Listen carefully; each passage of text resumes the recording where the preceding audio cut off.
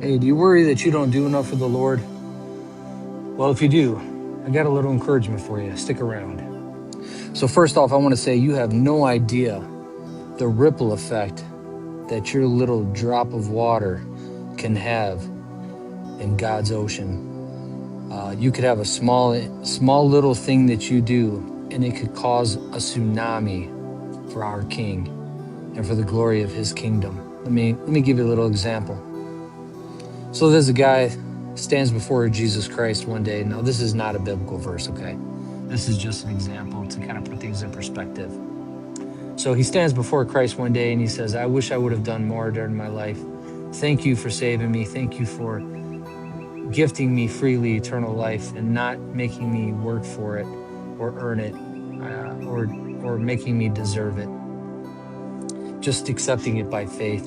But I wish I would have done more for you, Lord. And then Jesus looks at him and says, my child, about 20 years ago, there was a gentleman that you shared me with, that you shared the truth of my word with, that you planted the seed and I watered. His name was Chris. Do you remember that? And the gentleman looks at him and says, oh, Lord, I do remember that. And he says, well, Chris went out there and he planted thousands upon thousands of seeds in his lifetime. He started ministries.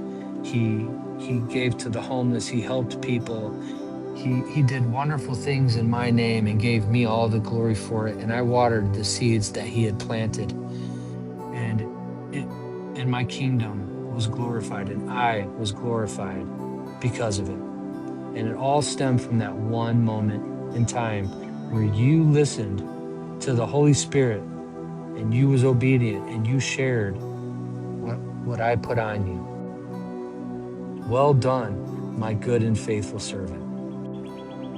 So you see, folks, just because you don't understand or you can't see God's perspective of how profound the smallest things, maybe it's sharing the gospel, maybe it's praying for somebody, maybe it's just being an example and somebody looking at you saying, man, that guy right there, that woman right there, I want what they have.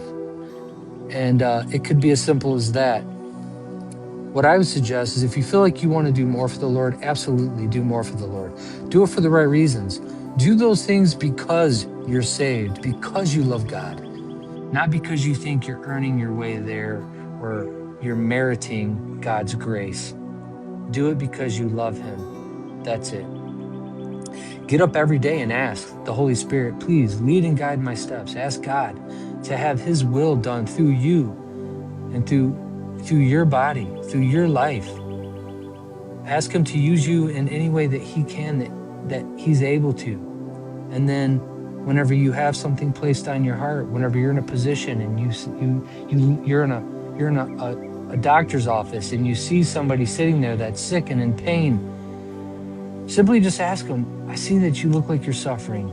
I don't know what your faith is, but would it be okay if I prayed for you? And if they say absolutely, then you can pray for them and invoke the name of Jesus whenever you do it. And then after you pray for them, that opens the door for you to then speak to them. There's millions of ways that you can allow God's Spirit to work through you. And it takes courage sometimes, and it takes obedience. Sorry, there was just a giant splash right there. But be obedient and listen to Him and step out from your discomfort and allow the Holy Spirit to work through you.